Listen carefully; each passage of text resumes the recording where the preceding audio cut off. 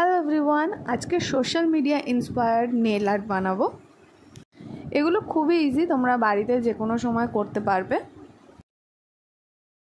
তো প্রথমেই আমি সবকটা আঙুলে যেগুলো অ্যাকচুয়াল লোগোর কালার সেইগুলো করে নিচ্ছি। তো এখানে আমি 4টে আঙুলে 4টে নর্মাল কালার করেছি, একটা স্কাই মতন, ডিপ নীল, সবুজ আর লাল।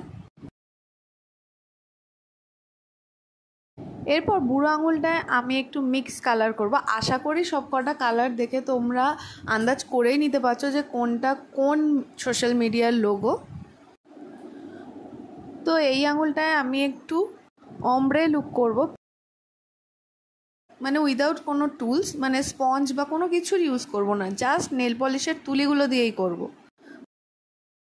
মানে একটার পর একটার সঙ্গে সঙ্গেই কালারগুলো দিতে হবে যাতে ভালোভাবে কালারগুলো মিক্স হয়। তো প্রথমে বেগুনি দিয়েছি, তারপরে গোলাপি, তারপর লাল আর তারপর হলুদ। তো এই তুলির মাথাগুলো দিয়েই কিন্তু আমি মিক্স করছি।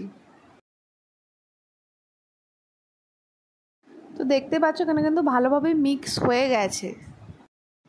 এরপর মেন লোগোর সাইনগুলো শুধু আঁকবো। তো প্রথমে আমি এখানে বিদ্যুৎ চিহ্নর মতন আঁকছি। এটা আঁকতে গিয়ে মনে হলো যে নেল কালারটা আরেকটু আকাশি মতন হওয়া ছিল, এটা একটু সি গ্রিন মতন কালার হয়ে গেছে। তো এটা আমি আঁকলাম মেসেঞ্জার। এরপর লিখছি এফ। এটা তো তোমরা সবাই জানো এটা কিসের লোগো, এটা হচ্ছে ফেসবুক। এটা করা তো খুবই ইজি ছিল।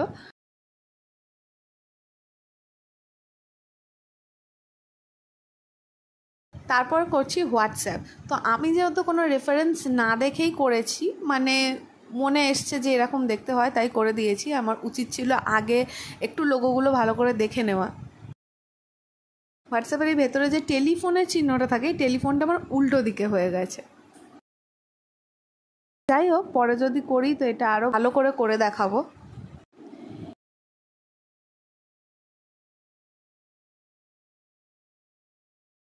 এরপর করছি ইউটিউব, যেটা বানানো খুবই ইজি। জাস্ট মিডিলে একটা বয়ের মতন করে সেটাকে ফিল করে দিলেই হয়ে যাবে। কিন্তু দুঃখের বিষয় হলো যে আমি এখানে সাদার উপরে লাল বাটন না করে লালের ওপর সাদা করে দিয়েছি।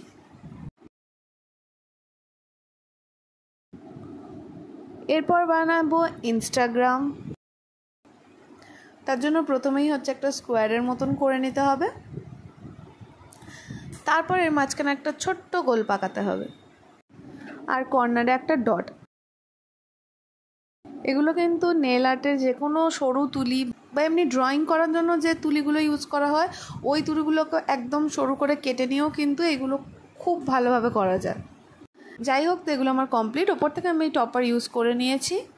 এগুলোর মধ্যে কোনটা তোমাদের সব থেকে ভালো লেগেছে সেটা কিন্তু অবশ্যই কমেন্ট করে জানিও।